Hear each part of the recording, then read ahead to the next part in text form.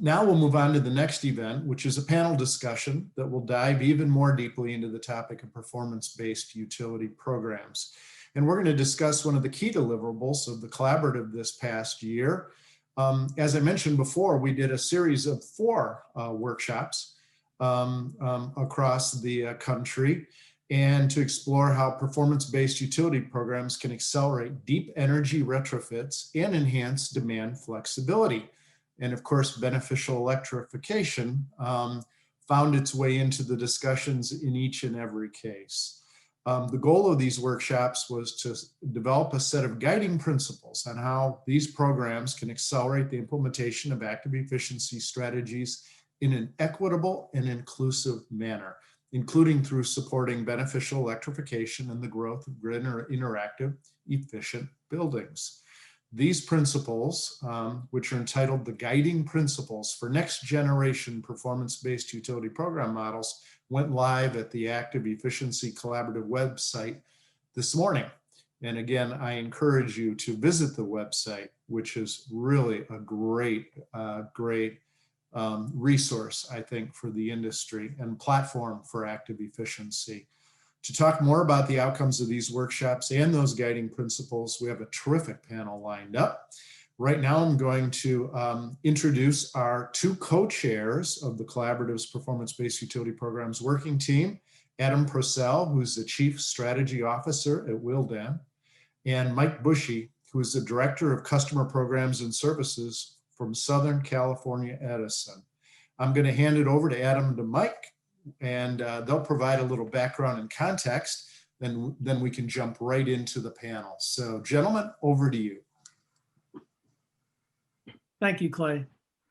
And I want to welcome once again all the forum attendees, and excited to add to the group this fantastic panel with whom Mike and I will be discussing the future of performance-based utility programs. Having spent the last 30 years in the utility DSM program industry, I am at once petrified and energized by the prospects of the very necessary evolution that is underway in all of the work that we do. I think of this more as an ecosystem than an industry. And historically, in order for this ecosystem to work in harmony, it requires all of our various living parts to really be in sync, right? So from policymakers trying to achieve societal objectives, regulators looking out for consumers, utilities serving customers while delivering for shareholders, and a diverse set of businesses that need to decide if they're better off working inside these DSM programs or not. Most of these businesses, fortunately, are the type that are trying to do well by doing good, but they need to sustain a profit to continue doing what they're doing. So that's a lot to get right. And if we're being honest, it's not that we've perfected what I'll call the old model of traditional DSM programs.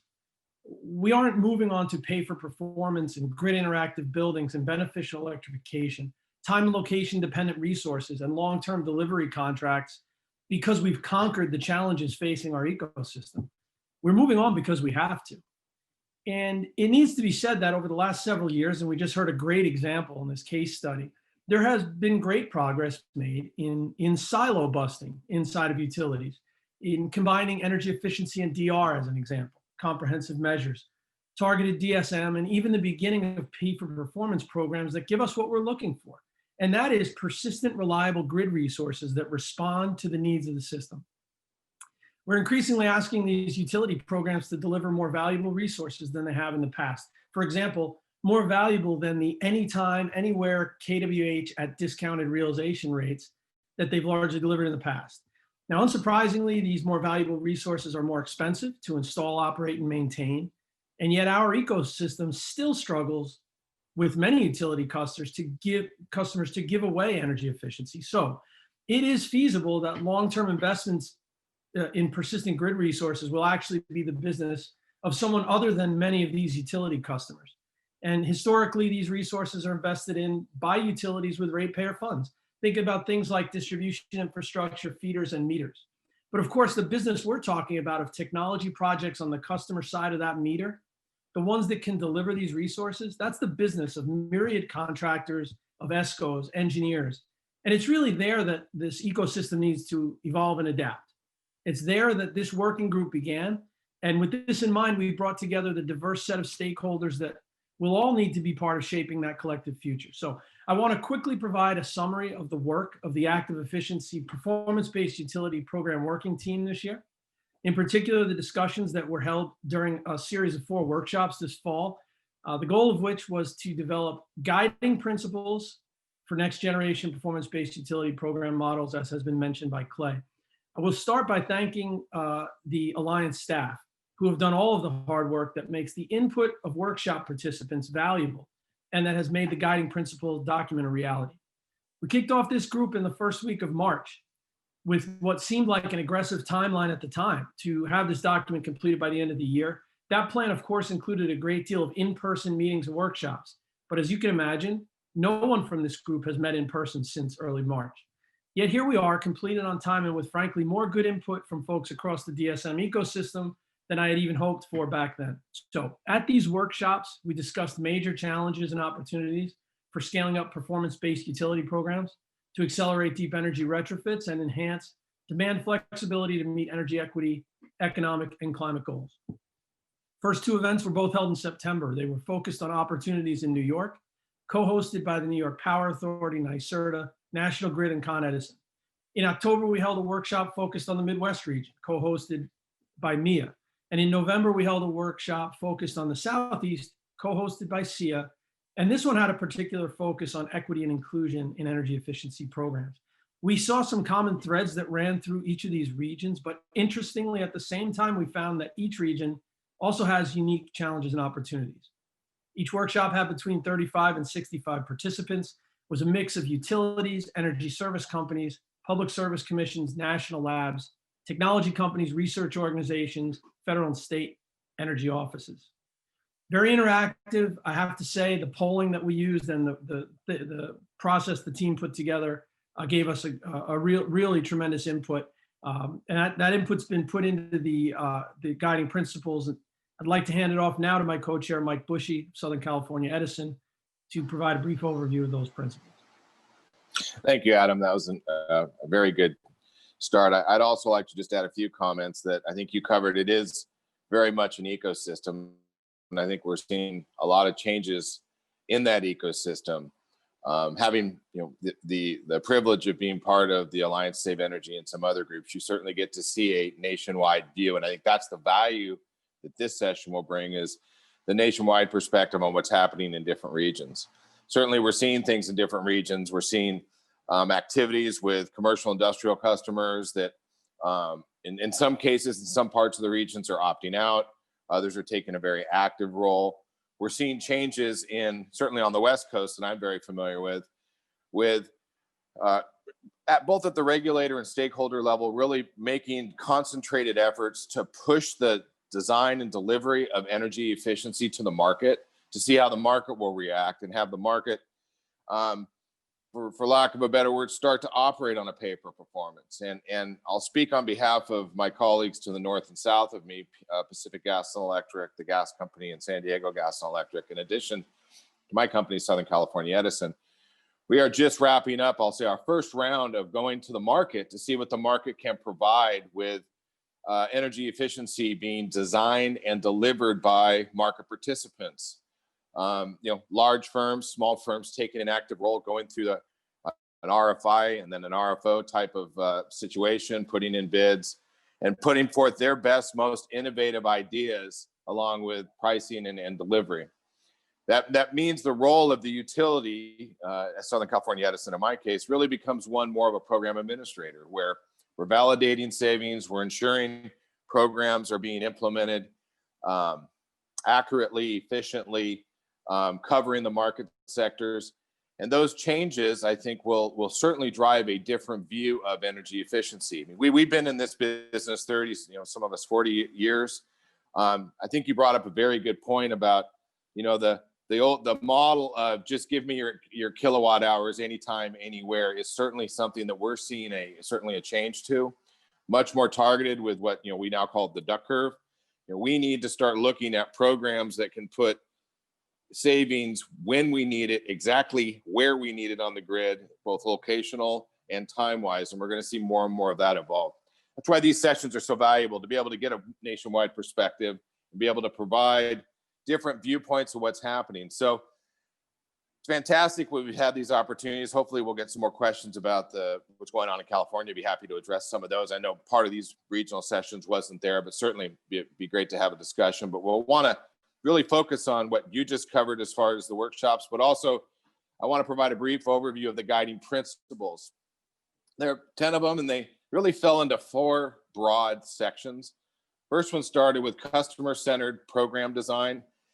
This section really highlighted ways in which customer-focused utility programs, I really want to underline customer-focused, need to be streamlined. They need to be designed to meet specific needs of different customers. So this one size fits all, which has worked. It has worked in the past, needs to be more segmented and design it and be more equitable across, equitable to provide access to different services and different measures. The second area was demand management and decarbonization. I think decarbonization is a big piece of this, and moving towards decarbonization is certainly something we're seeing on the West Coast, and I'm sure other parts of the country. And the focus of this section, it was the need for programs targeting demand flexibility to include traditional energy efficiency improvements along with renewable energy, beneficial electrification, and demand response, and getting that crossover of energy efficiency, demand response, and really getting that demand flexibility that we've talked about various sections today. And the other section was really adopting program frameworks that focus on decarbonization and making that more of a North Star that can help integrate energy efficiency, renewable energy, and demand flexibility goals. Third area was valuation and metrics. Determining the value of multiple benefits of EE and demand flexibility is critical for really getting to that cost effectiveness and ensuring policy support and designing appropriate program incentives and compensation. Also looking at standard methodologies to help meet these needs for valuation.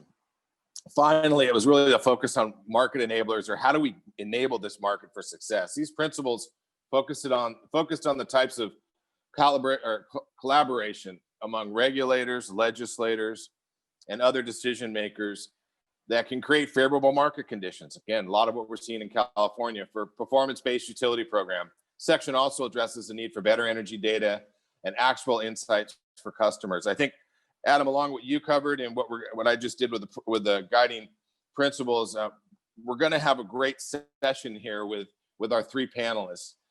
They were all 3 of them did participate in the workshops. What we want to discuss with them is, from their different perspectives, some of the key challenges and opportunities for scaling up next generation performance-based utility programs that have been the focus of these workshops and the guiding principles I just covered. What I'd like to do now, I'll start, Adam, by introducing Bill Garbati. Bill is the Regional Director for Business Development with Ameresco. He's the Regional Director of Business Development in a leading energy efficiency renewable energy company. He is responsible for leading sales teams for energy efficiency and renewable energy for the Northwest region, with a goal to grow the business in the C&I sector while strengthening the core business with municipal, university, hospital, and educational clients. Additionally, he's very adept and focused on cross-selling Ameresco's other services, such as distributed generation, storage, and microgrid applications. Bill, I see you're here. Thank you for joining us. Great, thanks, Mike, for that introduction. And so Ameresco is going to come at this from the perspective of, a large focused on the C&I market and the institutional market, or the MUSH segment, as we call it. And so with that, my comments revolve around 3 of the core areas. The first being customer program design.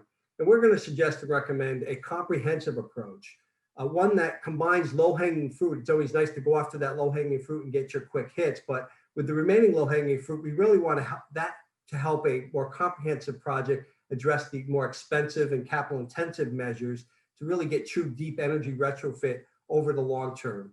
And we want these programs to be comprehensive in fact that they're not just efficiency and demand, traditional demand, but demand flexibility, as you've heard a lot through the session, including renewables and really advanced technologies around microgrids, battery storage, advanced controls, and even beneficial electrification.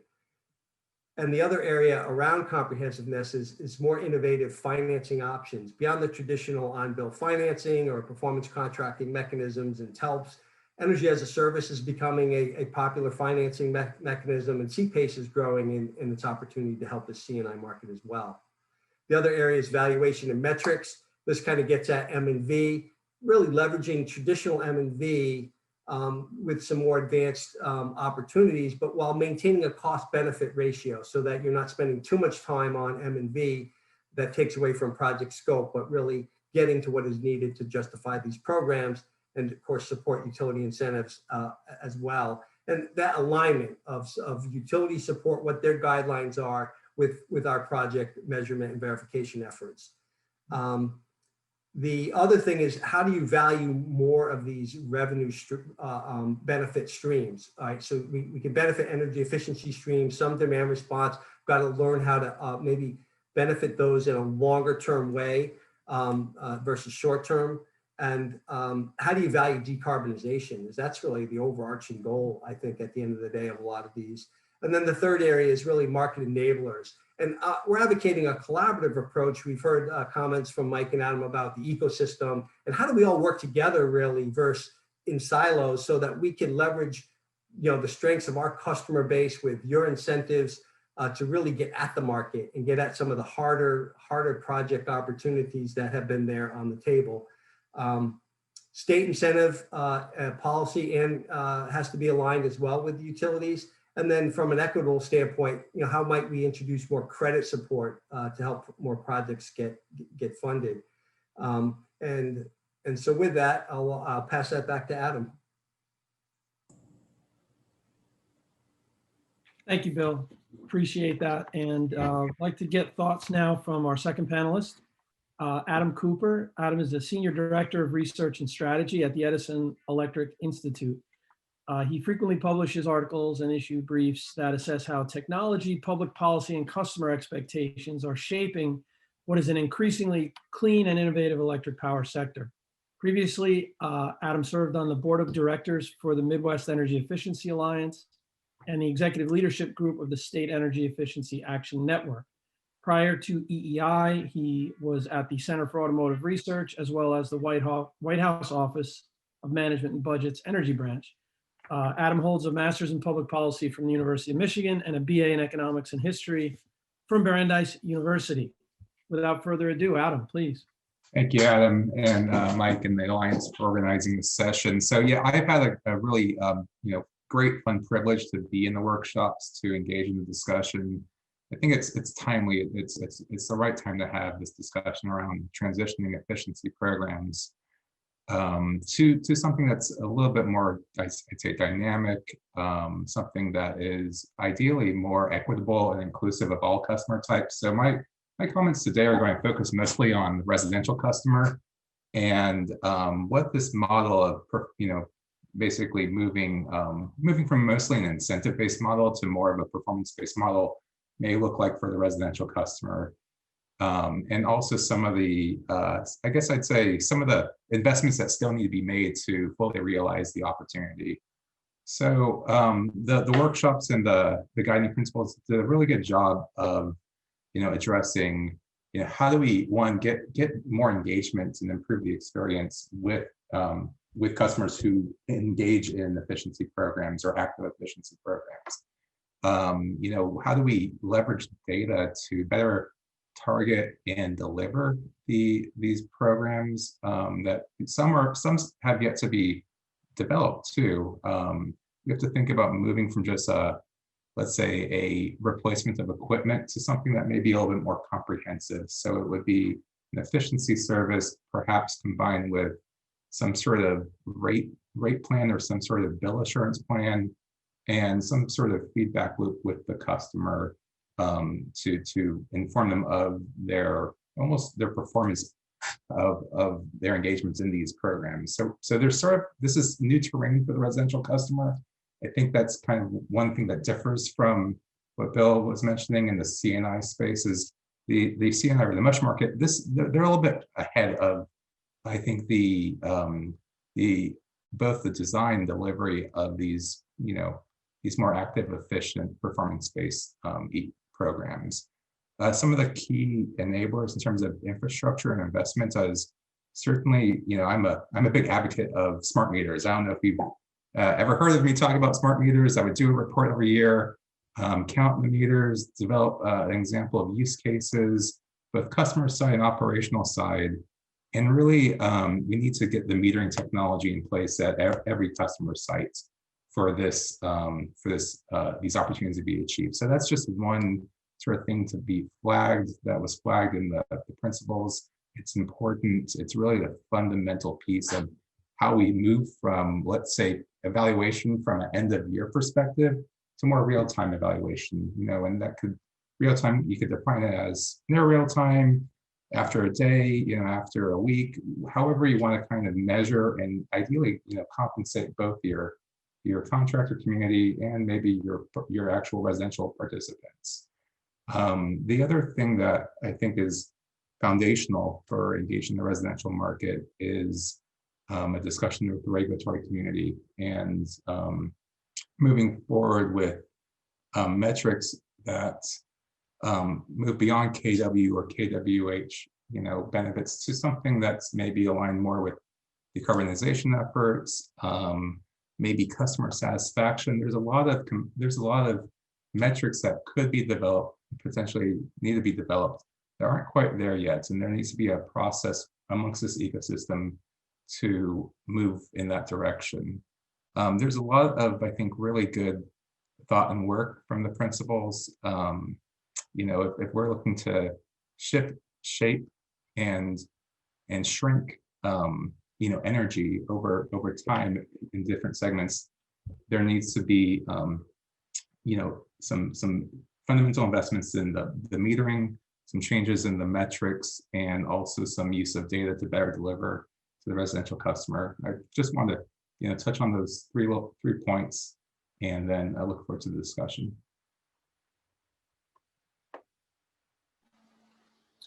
Thank you, Adam. Appreciate that. Next, I'd like to introduce Stacey Paradis, Executive Director of the Midwest Energy Efficiency Alliance. Stacey is the Executive Director of the Midwest Energy Efficiency Alliance and is responsible for overseeing the operation of MEEA's 25-person staff and $5+ million budget. The Alliance is a membership-based nonprofit organization advancing energy efficiency in the Midwest for sustainable economic development and environmental stewardship. They are a leader in raising and sustaining the level of energy efficiency in the Midwest by fostering market penetration of existing energy efficiency technologies and promoting new technologies, products, and best practices. Stacey's been with the Alliance since 2008 and was most recently serving as the Deputy Director, where she was responsible for their public policy, membership, government, corporate, and foundation fundraising, marketing, organizational events, and marketing. She has a master's degree from George Washington University and a bachelor's degree in political science from Loyola University in Chicago. And she is the president of the Illinois Environmental Council Education Fund and received the 2017 Damon Award from Loyola University Chicago for the Institute of Environmental Sustainability. I will say I've been in a couple discussions with her and I do appreciate her perspective. So looking forward to hearing from you, Stacey. Thank you. Thanks, Mike. I apologize. I should have given you the short version of my bio. Sorry about that. It was a good bio. Well, thanks for having me today. It's kind of nice to back clean up here. I can follow up with everything that Bill and Adam said, and I agree with them entirely. But let me touch on a couple of things that we haven't really dug into. Two really that are beneficial to the Midwest. So the key with the Midwest, we're practical here. We want to focus on not just the policy that's passed, but the implementation of it. What are the actual energy saved? What is the actual emissions that are reduced? And we have to do that in a bipartisan way, just by the nature of what our politics are in the Midwest. So add that to the story, plus add our industrial sector. I think Bill talked about this and Adam did as well about the impact of those large users. In the Midwest, we know that Midwest industries account for 38% of all the industrial electricity usage in the United States. And then 40% of all the potential for energy efficiency comes from the industrial sector. So as we start thinking about performance-based programs, how can we ensure participation of those large users? Policies in the Midwest allow those folks to either be exempted or opt out of the programs. We have to figure out a model to bring those folks to the table, or there's not going to be any way to achieve some of these targets. Based on the election results 2 years ago, we have a number of Democratic governors that have come in the Midwest. still Republican legislatures with Democratic governors. So we are seeing a lot more goals towards 2050 clean energy goals, 100% renewable energy goals. There's no way that we're able to get there without an exponential increase in the investment of energy efficiency. That's the most cost-effective way to get there, but we need to make sure that the regulatory policies are in place to allow us to do those investments. The other piece that's important, and Adam touched on this a little bit, is the equity piece. As we talk about trying to find better solutions for the industrial users, we know those are the most cost-effective savings. And so as we pursue ensuring that we also have equity and making sure that we're doing that for both people of color and low-income communities, increased investment on the industrial side is going to allow then for more funds focusing on those people that haven't benefited so much from energy efficiency to date. So those are some things that I would like for us to talk about today. The last thing that I would like to talk about, and sometimes a lot of us that are passionate about energy efficiency understand the impact of buildings. It's great that we have a lot of things focusing on new buildings, but the biggest opportunity is going to be with existing buildings. How are we going to make sure that we're reducing the energy consumption from those folks? So those are the three things that I wanted to highlight from the Midwest, and I look forward to questions. Thank you.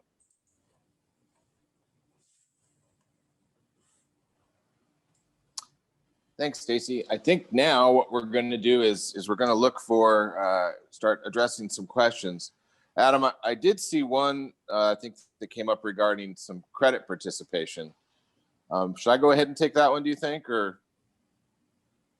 Why don't you jump on that one, and we'll Sure. start there, and see if any panelists have anything to add. Sure, and panel, please weigh in. One of the questions that we did see was if they're, to be able to participate in the utility rebate programs or the incentive programs, was there a credit check or a credit requirement? I'll speak on behalf of what I know, at least from our programs, and please anybody else speak up. If a customer, and it may be a customer from a disadvantaged community or social equity, social justice community, or a non-equity customer, if they purchase the equipment and submit it for an incentive, typically there's no credit check or any requirement to issue the incentive. As we are starting to get more complexity in those markets and potentially looking at different maybe funding options or financing programs, that could become an element. I know that we are obviously doing some credit validations for on-bill financing programs within our service territory. That's almost exclusively in the non-residential markets. I do know there has been over time, different types of methods with PACE funding and other activities. But to my knowledge, to be able to participate in a program, there are no credit requirements, but it could get more complex if it's more of a bill repayment type arrangement for the technology. Would any of the panelists like to weigh in on that as well? Yeah, Mike, I would suggest also that if there is a credit issue, that's going to translate back to can that customer even get the equipment, right, from someone? Right. And so as we look to have these more comprehensive, longer term opportunities and have more access, more equitable, we may need to provide some more credit support around that. That's either socialized across the rate base or what. And so that's something to think about. Yeah, my understanding for the residential sector is that if you're a customer of record, then you would be eligible for EE program rebates. I think there may have been a deposit made at the start of your service, and that may have been because of a credit score. But if you're a customer of record, then you're sort of through that first gate. But yeah, I agree. It could become a little bit more. That is a good point, Adam. That I know that we've had some challenges with multifamily type arrangements. Yeah. If there's a landlord, owner, and tenant, but those issues are probably managed at a local utility level on how best to do it. I'd like to build on that maybe and try to frame a question. Maybe it's an open to discussion topic around equitable participation. And I would like to keep it open to both the equitable participation by end use customers, such as low income residential or small business as examples, and the equitable participation of service providers within the industry. Our industry has historically underperformed in that area. And I wonder if there's any danger. We're talking about it much more this year, which is great.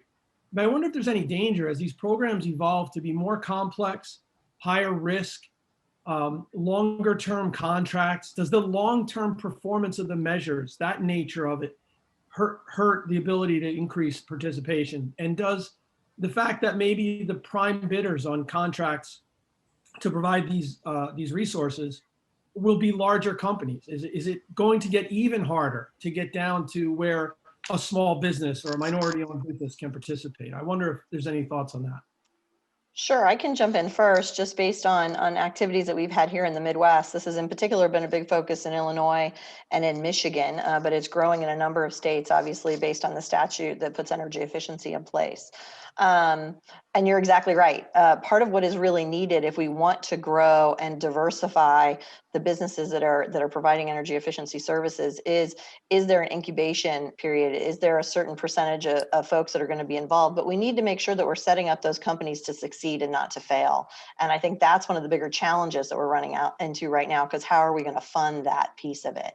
And that's one thing I know that is being considered right now in Illinois when we're talking about a legislation that'll be introduced potentially in 2021 to again kind of do a 3.0 version of what our energy efficiency electricity statute is here. So that is something everybody's working on, but I don't know if we figured out the solution yet. But I know from MEEA's perspective, we're really saying that there needs to be a partnership with the Economic Development Agency of the state to talk about these incubation services to provide those necessary supports. Because there's also then opportunities then to braid funding between the weatherization funding as well as the energy efficiency funding that'll again reach out to those same targeted communities. And wouldn't it be great if we can develop businesses that are serving them that are from those same communities? But we haven't quite figured it out yet, but everybody's still, I think, working towards it. Yeah, I think you flagged a good issue. I mean, I don't know if there's a solution, but I think the issue of, longer term performance periods, need for capital, right? If you're doing large renovation projects, I mean, you've definitely flagged a very good issue, and also shifting, as Mike Bushey mentioned, the shift in the program design delivery in California to more of the contractor space. Mike, do you guys have any sort of, lanes in terms of how you look, how you're approaching D&I and EE within this? So right now, the construct that we have, we do see, I'd say a little more of the smaller firms, more mom and pops, are currently operating in our income qualified arena. They have been for years. They've built up a track record. They're either doing so as a prime or a sub to a lot of our partners that we have under contract. Those, over time, those will likely be refreshed at some point as well. In the most recent round of contracting that we did, that was actually a highlighted, I'm going to use the word soft word concern, but it was something that our commission staff brought to our attention, brought to all utilities' attention, basically, that, that they wanted us to, through our procurement process, to keep a wide view of, not just having the large firms, but, trying to either, through our scoring, through the procurement process, certainly make sure that it was a fair and equitable playing field. We were successful in getting some small firms. We also got commitments on diverse business enterprises from the firms that we did get under contract. But Adam, I think you brought it up, and maybe even both Adams, Adam squared, that there is going to be, and we are anticipating a shift in the market of risk. I mean, as a utility that can design and implement programs, we can bear a little more risk historically.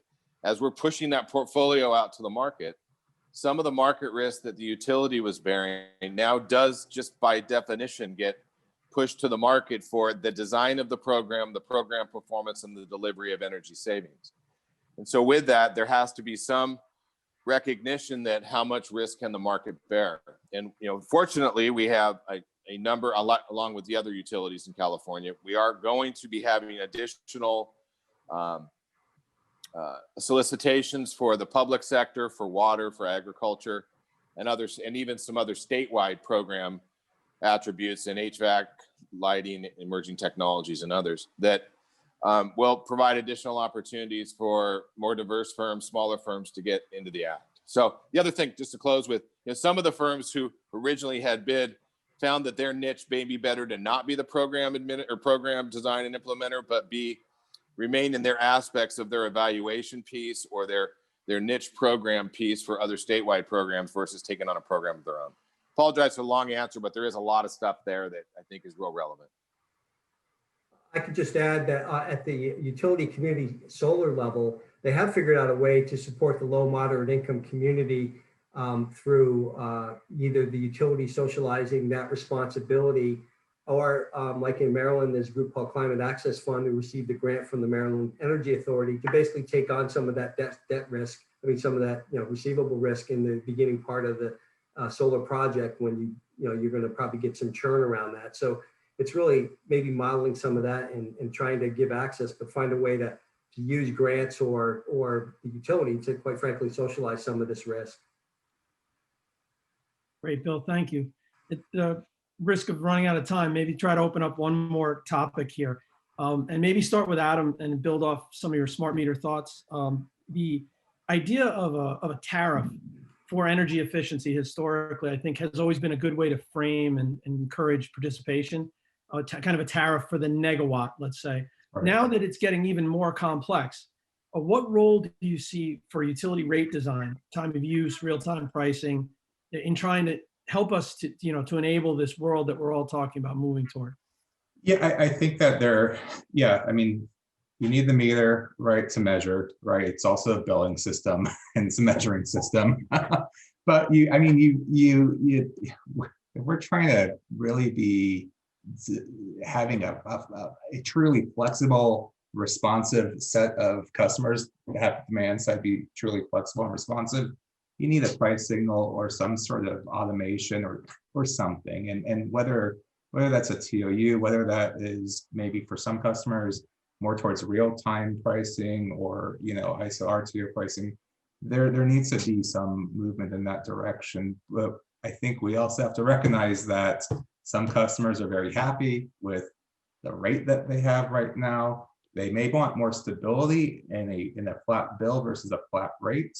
So I think that I think that we need to be cognizant of how we maybe not have 1,000 different tariffs on the books, but having some flexibility amongst the tariffs that can be offered. That's not really an answer, but that's just a flag. Yeah. Well, and I'll just add, Adam, to that, part of, I think it's hard when you're both Adam. Adam Cooper is right. We have to be careful putting too many tariffs and riders on the bill. Obviously, part of that is what led to the industrial customers being allowed to not participate in the programs in the Midwest. And we need to have those guys back on board if we're going to reach any of these targets. So I think policies are important, but again, it's about the implementation and about what we actually save in the end that we really need to focus on. So I think we need to be a little more thoughtful about what does this mean to the end user when all is said and done, not just those of us that are sitting around the table kind of discussing it. How is it going to impact them and how are they going to participate? We always have to, I think, keep that in mind if we're going to achieve any of these targets. And also rate design is fundamentally to pay for the costs of the infrastructure and the system to keep the grid operating and running. So I think that it's a tool, but it's not the panacea. So I think that, we should all be cognizant of it as a tool and not rush to, we need, time of use, real-time pricing for all customers, and that will just magically create a lot more demand flexibility. I think that's a part, but not the end. Yeah, Adam, I think you bring up a good point, and I'll kind of close with that. I think that the TOU and the pricing are definitely enablers, but I think Stacey hit on it because having spent a lot of time working with large CNI and government, there is a point of where they feel as though they may not be getting the value equation. It's by sector, but and that is something that I think we want to try and overcome or balance, and that is what a lot of the activities at the regional level, and especially what I think the Alliance is doing through this active efficiency process, allows us to get all these issues out and really share best practices. So I hope everybody enjoyed the the panel discussion as much as I did today. I really enjoyed not only meeting the panelists, but also getting a chance to talk with them a little bit. Each one of you brings a very valuable perspective to this. Adam, it's always fantastic being your partner in crime here. So appreciate the support there. Clay, I'm going to turn it back over to you. I think we had a really successful session here. You Thanks, should. everyone. Thank you, Mike and Adam, for chairing this working group, and to the other panelists for taking on a narrated and guided tour through the guiding principles for you program performance-based utility programs. Lots of insights there. I encourage everyone to go to the activeefficiency.org website and read through the principles yourselves, and please feel free to share and use those as you design and implement future programs in the future. Well, you've heard a range of active efficiency ideas and innovations through the discussions today. What I'd like to do is just talk a little bit about our plans for 21. The collaborative is looking forward to a year where we're building on the success of our first year and scaling up, both in our ambition as well as be able to deliver more products that can help advance the cause of active efficiency. Our main area of focus next year is going to be a significant effort exploring mechanisms for scaling up markets for active efficiency, and especially as a tool for decarbonization. There are a lot of things going from FERC 2222 to increasing use of energy efficiency in capacity markets, and lots of interesting things going that make us want to not only investigate regulatory approaches towards driving investment and implementation of active efficiency, but also market-based mechanisms. So a lot of interest in the steering committee about a deep dive into that particular area. Another area we're going to focus on is a crosswalk of federal policy recommendations to incentivize active efficiency. As you know, we have a new incoming administration and new opportunities to educate, influence, and explore the opportunities that active efficiency can bring to climate change, as well as equity challenges, as well as supporting the economic recovery after the coronavirus pandemic. We plan to do a deep dive in equity considerations to ensure that the impacts that accrue to all customers through active efficiency improvements and investments, including those particularly in frontline and underserved communities. And then finally, we plan brief deep dives into two important areas: advances in smart building technologies and how one would actually value, measure smart buildings and their capabilities related to active efficiency, and kind of a spillover from the performance-based utility programs project, which is a deep dive in advanced evaluation, measurement, and verification methodologies for demand flexibility, and particularly continuous energy optimization, going beyond just pure demand response type programs, but truly looking at real-time continuous demand flexibility and what are the valuation requirements for that. If this conversation has piqued your interest, and I hope it has, please consider joining us in the collaborative.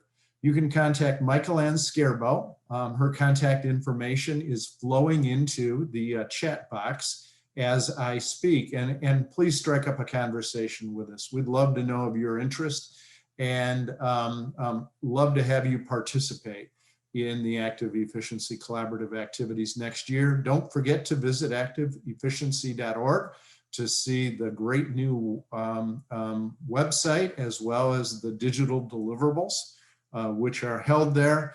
I'd really like to personally thank you on behalf of the Alliance for joining us for this first ever, but certainly not last, Active Efficiency Forum. And this will conclude this forum, but as I hope you know, there is an event starting in about 30 minutes. It's the Energy Efficiency Forum, the 30th anniversary of the forum, which is co-hosted by the United States Energy Association and the Alliance to Save Energy this year. So you can participate in that by clicking on the session in the attendee portal. So again, thank you so much for joining us, and I hope to see you in about a half an hour. Be safe, be healthy, and remember, active efficiency is a direction that will take energy efficiency from the classic to the modern. We have a lot to contribute, and I hope to do it with all of you. Thank you, and hopefully talk to you soon.